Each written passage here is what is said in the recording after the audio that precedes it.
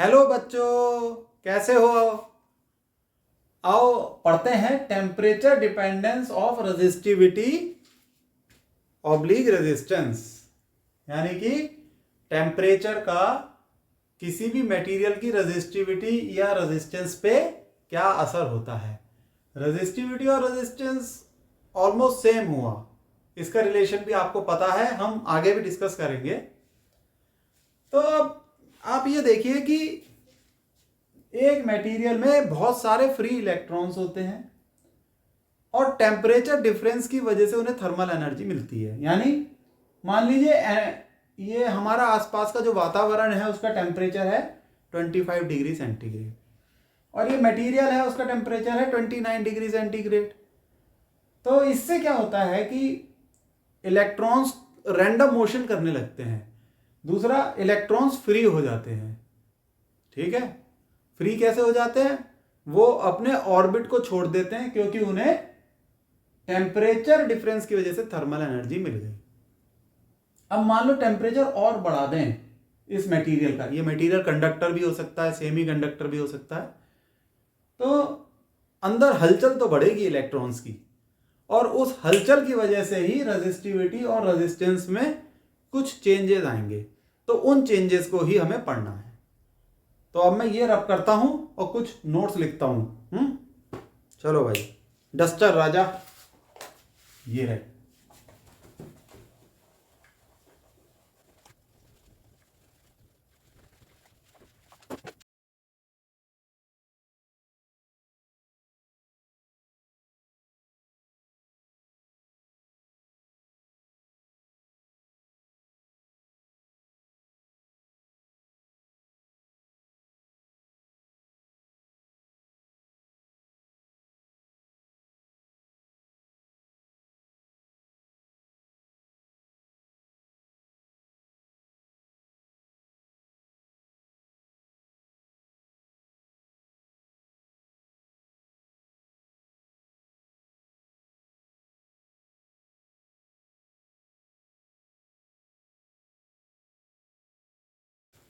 तो बच्चों, टेम्परेचर के इफेक्ट को समझने के लिए हमें कुछ पुरानी बातों को रिवाइज करना होगा और उन्हें फिर से समझना होगा।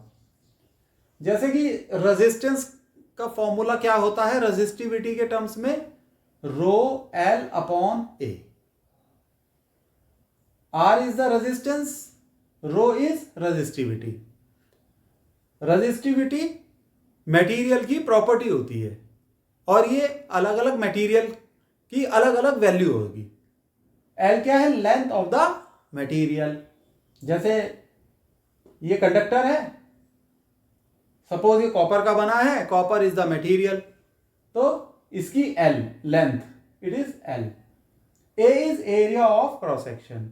जैसे ये कंडक्टर सर्कुलर क्रॉस सेक्शन का है तो वो सर्किल जो है इसका एरिया ऑफ क्रॉस सेक्शन है। अगर ये स्क्वायर क्रॉस सेक्शन का होता तो स्क्वायर क्रॉस सेक्शनल एरिया होता।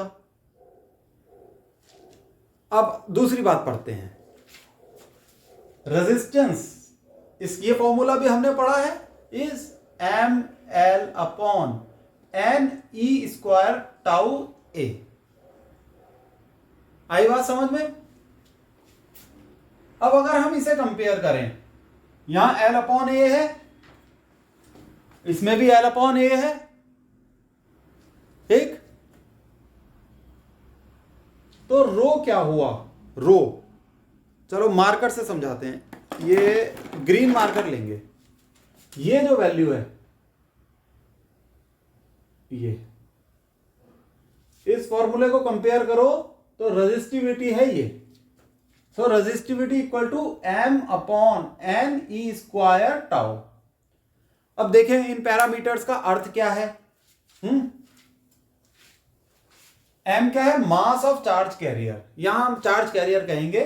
और मेटल या कंडक्टर के केस में वो चार्ज कैरियर के कौन होते हैं? इलेक्ट्रॉन्स होते हैं। N is number of free electrons per unit volume. ठीक है, ये बात थोड़ा सा ध्यान रखना, बच्चे यहां कंफ्यूज हो जाते हैं।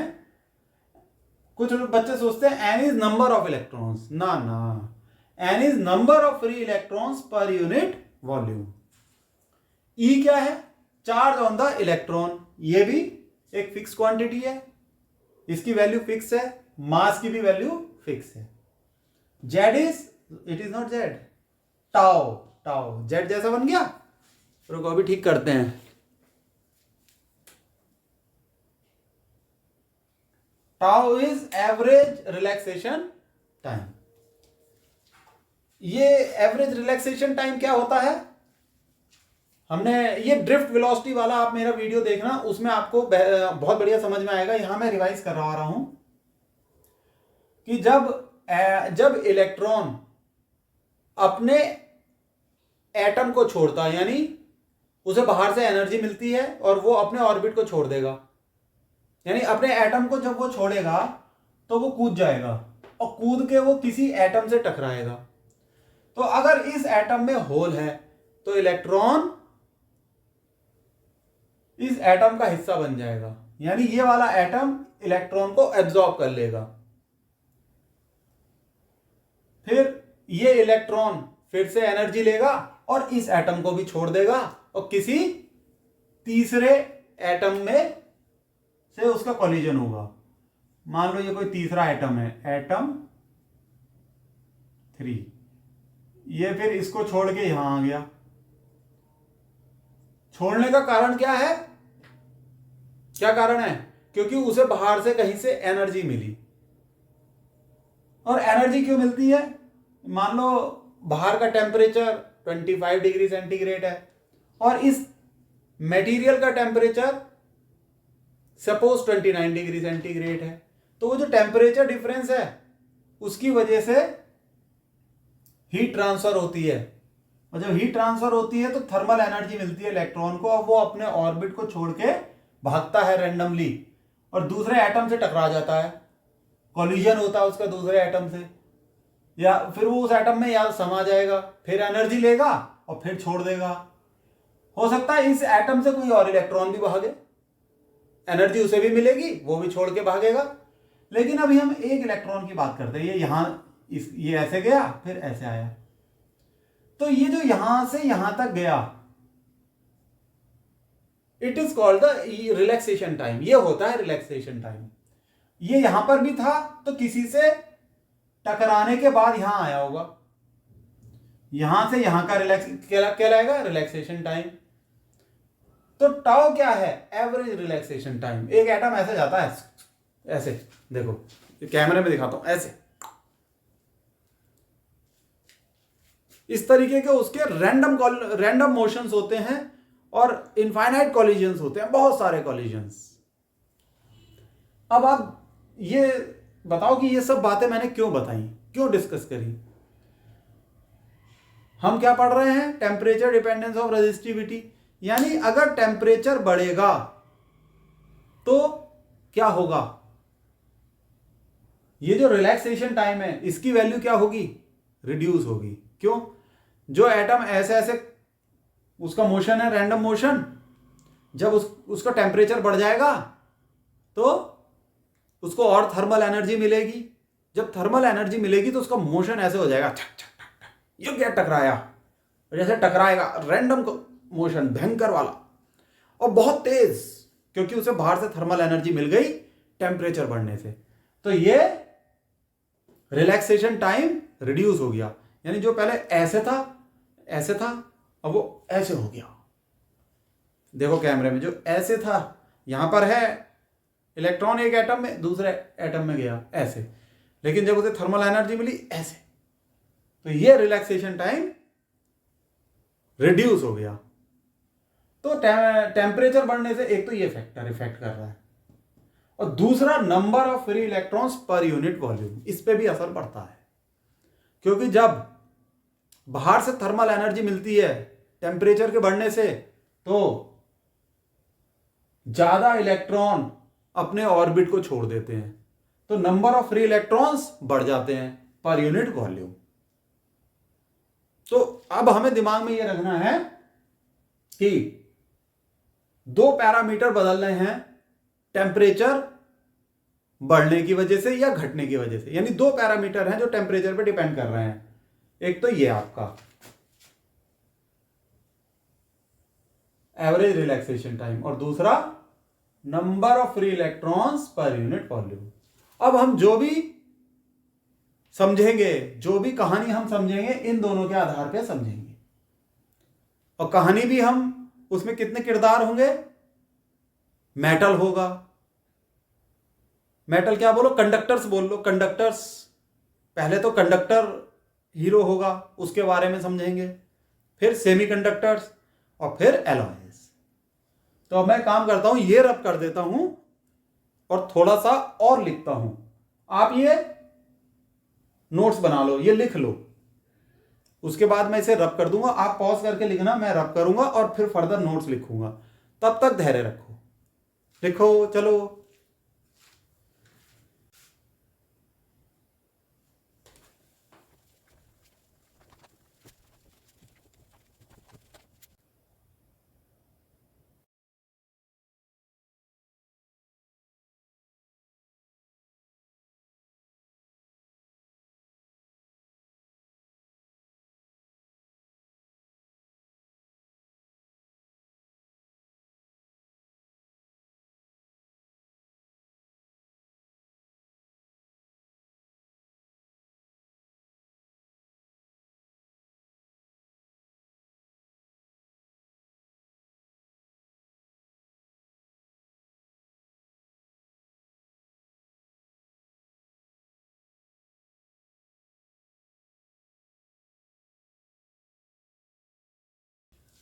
तो बच्चों, पहला केस हम कंडक्टर का लेके चलते हैं कि कंडक्टर पे क्या प्रभाव पड़ता है टेम्परेचर के बढ़ने का या घटने का।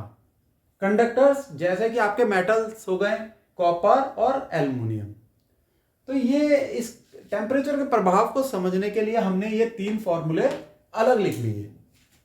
पहला ये रेजिस्टेंस वाला फॉर्मूला, रेजिस्टेंस का फिर ये कंप्लीट फॉर्मूला जिसमें हमने रेजिस्टिविटी के पैरामीटर्स भी लिखे हैं, और इसको अलग कर लिया, resistivity equal to m upon n E square tau. ठीक है बच्चों? अब आप एक चीज देखो, हम अगर किसी भी कंडक्टर का टेम्परेचर बढ़ा दें, कंडक्टर का, ध्यान से सुनना, कंडक्टर का हमने टेम्परेचर बढ़ा दिया तो क्या होगा? पहले भी बताया था, रिलैक्सेशन टाइम रिड्यूस हो जाएगा, रिलैक्सेशन टाइम डिक्रीज हो जाएगा, यानी कि ये वाला पैरामीटर डिक्रीज हो जाएगा, ये टाउ। और क्या होगा? Number of free electrons per unit volume increase हो जाएंगे, number of free electrons per unit volume, यानी ये n बढ़ जाएगा और टाउ कम हो जाएगा। अगर ये relaxation time, average relaxation time कम होता है तो इसका मतलब रेजिस्टिविटी बढ़ जाती है, और n की वैल्यू चूंकि बढ़ रही है तो ये रेजिस्टिविटी को कम करेगा, ये रेजिस्टिविटी को बढ़ा रहा है और ये इसको कम करेगा।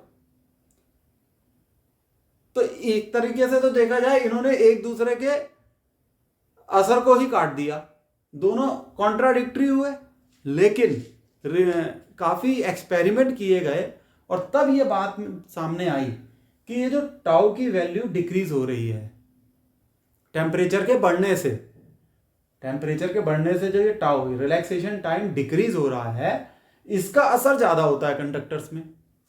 किसके कंपैरिजन में?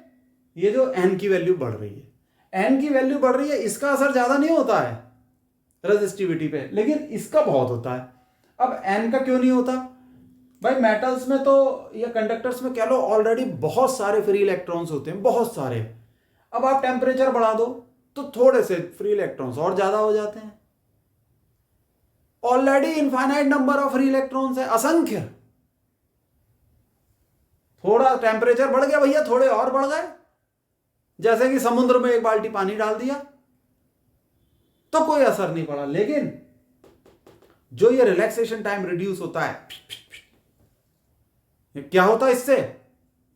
मोशन बहुत फास्ट हो जाता है इलेक्ट्रॉन्स का, रैंडम मोशन, इसका असर बहुत जबरदस्त होता है।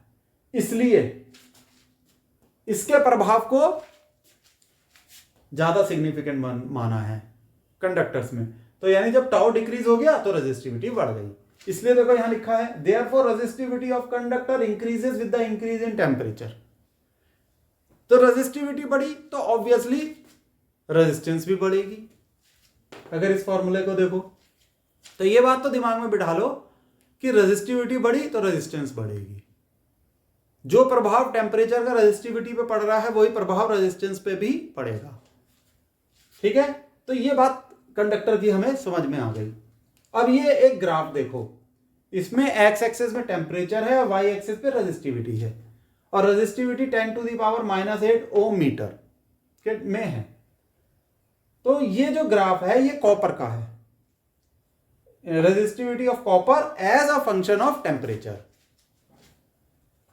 तो आप देख रहे हो टेम्परेचर के बढ़ने के साथ साथ कैसे कैसे रेजिस्टिविटी बढ़ रही है और रेजिस्टेंस भी इसी कर्व के हिसाब से बढ़ती है। ठीक है बच्चों, कंडक्टर का तो ये आपको समझ में आ गया। अब हम पढ़ते हैं सेमीकंडक्टर्स का।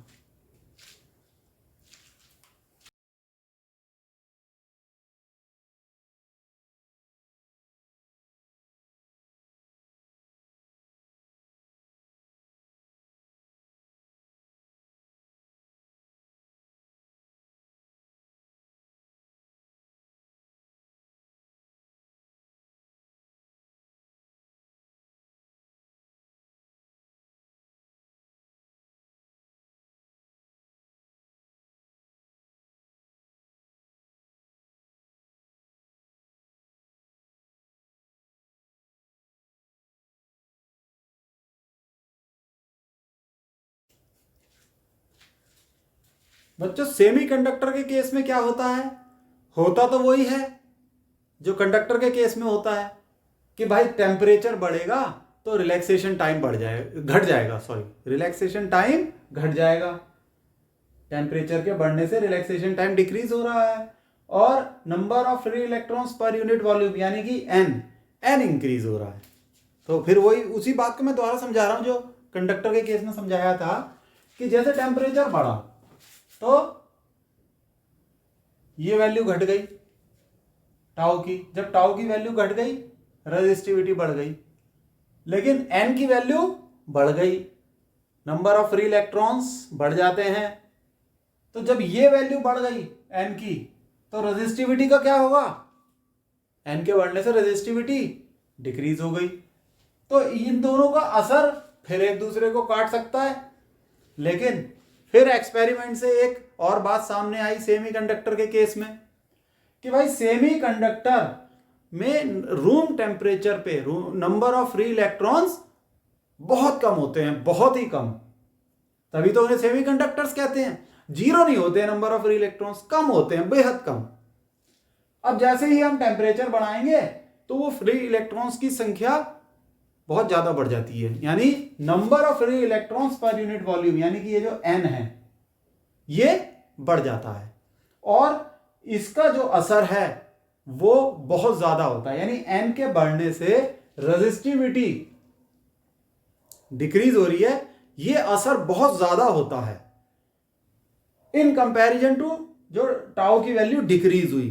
टाउ की वैल्यू जो डिक्रीज हुई उसका असर इतना ज्यादा नहीं पड़ता है रेजिस्टिविटी पे। इसी वजह से एक्सपेरिमेंट किए गए कई बार और ये बात सामने आई है, और ये बात सामने आई किताबों में, रिसर्च में जो भी बात सामने आती है साइंस उसे अडॉप्ट कर लेती है और वो बातें किताबों में आ जाती हैं और आप उन्हें पढ़ने लगते हो।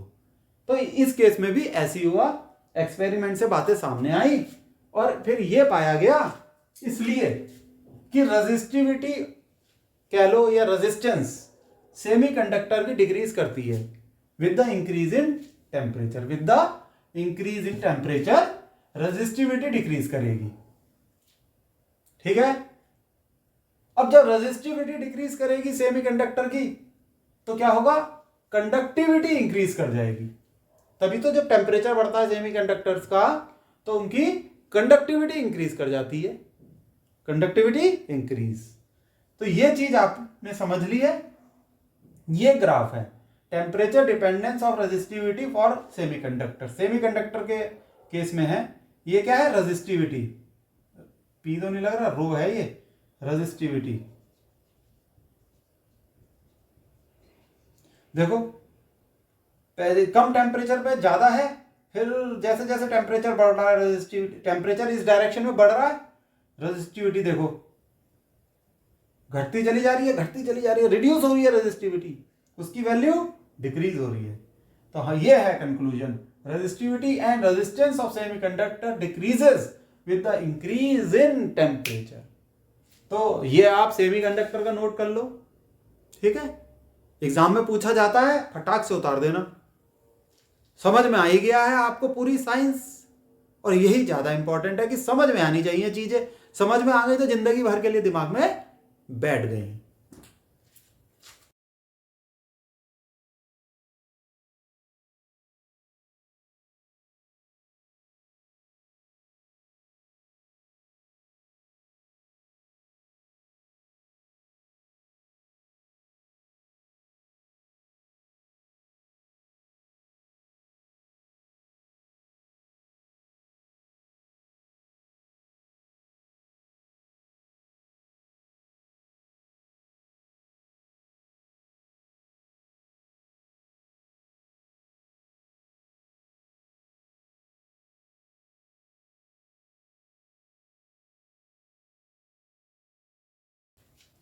तो बच्चों थर्ड हम पढ़ेंगे alloys like nichrome, manganin and constantan. In alloys पे क्या असर पड़ता है टेम्परेचर का, ठीक है, रेजिस्टिविटी पे या रेजिस्टेंस पे, इनकी रेजिस्टिविटी या रेजिस्टेंस पे। तो ये मैन मेड एलॉयज होते हैं और एक्सपेरिमेंटली ये पाया गया है कि टेम्परेचर का इनकी रेजिस्टिविटी या रेजिस्टेंस पे बिल्कुल नेग्लिजिबल असर होता है, यानी बिल्कुल ना के बराबर। और हमें इस तरीके के एलॉयज बनाने पड़ते हैं, ह्यूमन बीइंग को बनाने पड़ते हैं। आप लैब में भी एक्सपेरिमेंट करोगे तो आपको इस तरीके के वायर्स की जरूरत होगी जिनकी रेजिस्टेंस में कोई चेंज ना आए टेम्परेचर के साथ, यानी टेम्परेचर बढ़े तो उनकी रेजिस्टेंस में कोई चेंज ना आए। मतलब नेग्लिजिबल चेंज तो जरूर आएगा, लेकिन ऐसा प्रभावशाली परिवर्तन नहीं आना चाहिए कि आपका एक्सपेरिमेंट गड़बड़ा जाए। तो इस तरीके के मटेरियल ह्यूमंस खुद बनाते हैं, हम इंसान खुद बनाते हैं। तो होता इसमें भी वही इफेक्ट है टेम्परेचर का जो पहले कंडक्टर्स और सेमीकंडक्टर्स में होता था। क्या कि आप टेम्परेचर बढ़ाओगे तो टाउ यानी एवरेज रिलैक्सेशन टाइम डिक्रीज कर जाएगा, और टेम्परेचर के बढ़ाने से एन इंक्रीज करेगा, यानी number of free electrons per unit volume increase करेंगे। होता तो वही है, लेकिन ये दोनों चेंज सिग्निफिकेंट होते हैं इन केस ऑफ एलॉय, यानी दोनों का जो असर है वो लगभग बराबर होता है, और इस वजह से एक रेजिस्टिविटी को घटा देता है और एक रेजिस्टिविटी को बढ़ा देता है। जो फाइनल आउटपुट क्या होता है, रेजिस्टिविटी में ऑलमोस्ट नेग्लिजिबल चेंज होता है, ऑलमोस्ट नेग्लिजिबल। तो ये चीज यहां लिखी हुई है, और ये देखो वो ग्राफ है, ये ग्राफ है नाइक्रोम मटेरियल का है ये ग्राफ, देखो नाइक्रोम का। तो इसमें ये टेम्परेचर है, ये रेजिस्टिविटी। अब रेजिस्टिविटी भी देखो आप माइक्रो ओम सेंटीमीटर में है, 1, 1.1, 1.2, और जो टेम्परेचर केल्विन में बढ़ रहा है 200 से 400, फिर 600, फिर 800, लेकिन रेजिस्टिविटी में जो चेंज है बहुत माइन्यूट सा, जिसे हम नेग्लिजिबल बोलेंगे। तो यही रेजिस्टिविटी में चेंज आता है और यही चेंज आता है रेजिस्टेंस में। रेजिस्टेंस में भी कोई ऐसा नहीं है, मतलब रेजिस्टेंस और रेजिस्टिविटी में बिल्कुल समकक्ष इक्विवेलेंट चेंजेस आते हैं, ठीक।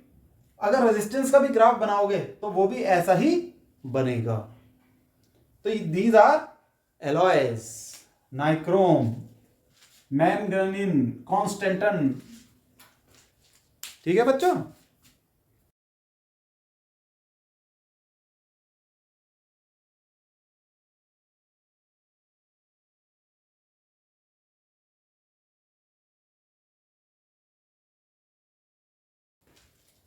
बच्चों याद रखने के लिए मैंने ये एक टेबल बना दी है, एक चार्ट टाइप का है, इससे आपको याद रहेगा।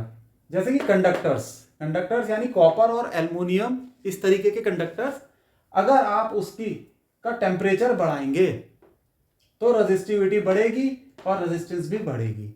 इसका रिवर्स भी सही होगा, यानी टेम्परेचर अगर आप घटाएंगे तो रेजिस्टिविटी भी घटेगी और रेजिस्टेंस भी घटेगी।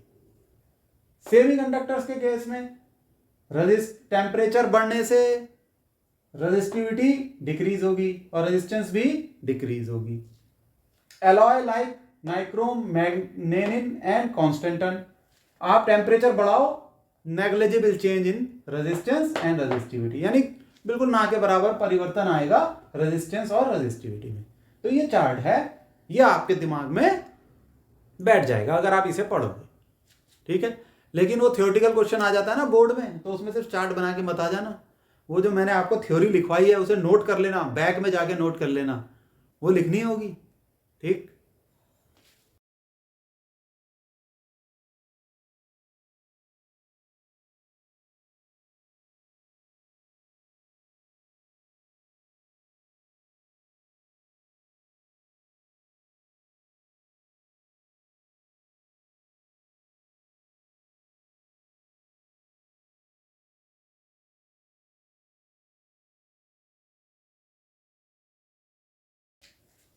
तो बच्चों अब हम पढ़ेंगे how to calculate change in resistivity और resistance with change in temperature.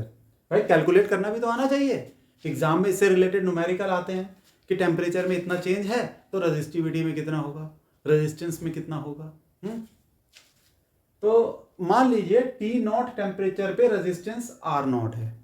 T naught यानी जो मान लो इनिशियल टेम्परेचर है से 27 डिग्री सेंटीग्रेड है, उस पर किसी भी मटेरियल की रेजिस्टेंस की वैल्यू है आर नॉट। थोड़ा सा टेम्परेचर बढ़ा दिया मटेरियल का, 27 डिग्री की जगह कर दिया 35 डिग्री सेंटीग्रेड, तो टेम्परेचर हो गया T not plus delta T. Delta T क्या है, चेंज इन टेम्परेचर। तो उस वक्त रेजिस्टेंस मान लो थोड़ी सी बढ़ गई या घट भी सकती है, तो R naught plus D R, बढ़ गई तो प्लस डी आर, घट गई तो माइनस डी आर, ठीक है। सेमीकंडक्टर के केस में जैसे होता है, घट जाती है रेजिस्टेंस। तो जो टी टेम्परेचर टी पे आप कैलकुलेट करोगे, टेम्परेचर टी, तो उसका फॉर्मूला होता है R naught multiplied by 1 plus alpha T minus T naught. तो ये इस तरीके से होता है, ऐसे समझ लीजिए कि टी नॉट तो टेम्परेचर हुआ सपोज 27 डिग्री सेंटीग्रेड, फिर आपने टेम्परेचर बढ़ाया तो टी टेम्परेचर हो गया आपका सपोज 35 डिग्री सेंटीग्रेड। तो आर टी क्या है, 35 डिग्री सेंटीग्रेड पे, यानी बढ़े हुए टेम्परेचर पे रेजिस्टेंस है। आर नॉट क्या है, 27 डिग्री सेंटीग्रेड, यानी जी इनिशियल टेम्परेचर पे या रूम टेम्परेचर भी कह सकते हैं इसे, उस पे जो रेजिस्टेंस की वैल्यू होगी आर नॉट। अल्फा है आपका ये टेम्परेचर कोफिशिएंट ऑफ रेजिस्टिविटी और ऑब्लिक रेजिस्टेंस, और टी माइनस टी नॉट क्या हुआ, चेंज इन टेम्परेचर, मतलब 35 माइनस 27 कितना, 8 डिग्री सेंटीग्रेड, वो होगा T minus T naught. Delta T से भी, डेल्टा टी का भी वही मतलब है, delta T equal to T minus T not.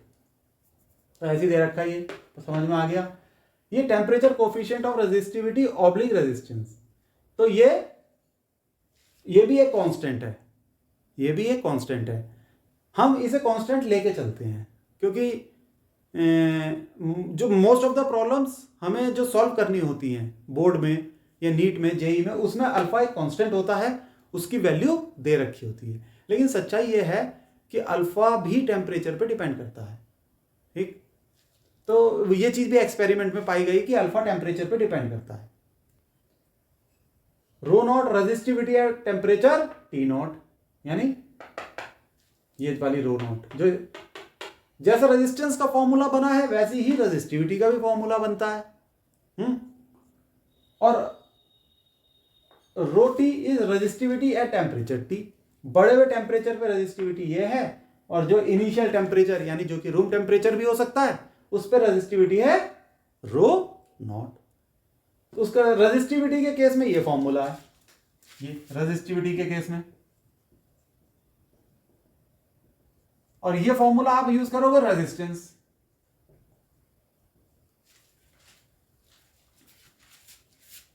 ठीक हो गया बच्चों। अब आर नॉट है resistance at temperature T not और आर टी क्या है, रेजिस्टेंस एट टेम्परेचर टी। तो यही पूछा जाता है कि टी टेम्परेचर पे रेजिस्टेंस कितनी होगी, टी नॉट पे दे रखा है, सिंपल से न्यूमेरिकल है, वो भी करवाएंगे। अब ये देखो कि ये alpha temperature coefficient of resistance और रेजिस्टिविटी, ये भी कैलकुलेट हो सकता है एक्सपेरिमेंटली कि आप एक पर्टिकुलर टेम्परेचर पे रेजिस्टेंस मेजर कर लो आर नॉट, टेम्परेचर थोड़ा सा बढ़ा दिया, रेजिस्टेंस मेजर करो आर टी, तो अल्फा की वैल्यू इसी फॉर्मूले से क्या निकल के आएगी, R T minus R naught divided by R naught T minus T naught, change in temperature है ये। इसी तरीके से अगर रेजिस्टिविटी के टर्म्स में हम इसे लिखें, in terms of resistivity, alpha का formula in terms of resistivity लिखते हैं, तो वो इसी तरीके से हो जाएगा rho T minus rho naught, ये resistivity at temperature T and resistivity at initial temperature, फिर ये rho naught T minus T naught. वाह, हो गया, ये हो गया इन टर्म्स ऑफ रेजिस्टिविटी। ठीक है, ये फॉर्मूले हैं, हालांकि इसमें याद रखने वाली बात कुछ नहीं है, इसके न्यूमेरिकल करोगे ये सब याद हो जाएंगे। मेन फॉर्मूले ये दोनों, एक ही याद कर लो, दूसरा तो बिल्कुल उसके जैसा ही है। इससे आप कैलकुलेट करोगे कि रेजिस्टेंस या रेजिस्टिविटी में क्या चेंज आता है टेम्परेचर की वजह से या टेम्परेचर में आए हुए चेंज की वजह से। ठीक,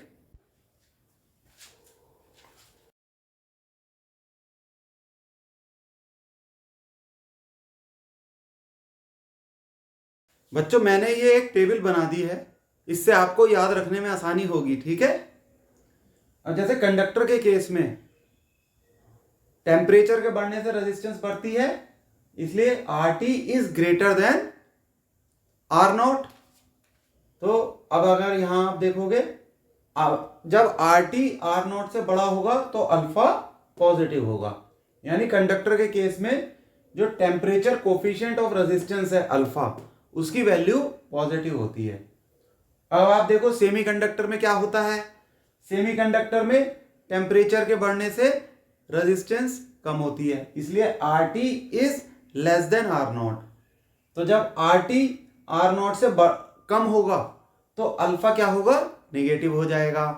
इसलिए याद रखो सेमीकंडक्टर के केस में अल्फा की वैल्यू नेगेटिव होती है, और एलॉयज के केस में रेजिस्टेंस में बहुत नेग्लिजिबल चेंज आता है, यानी टेम्परेचर बढ़ने से ज्यादा परिवर्तन नहीं होता है रेजिस्टेंस में, इसलिए R T is approximately equal to R naught. और जब ये दोनों लगभग बराबर होंगे तो अल्फा क्या होगा, ऑलमोस्ट जीरो ही होगा।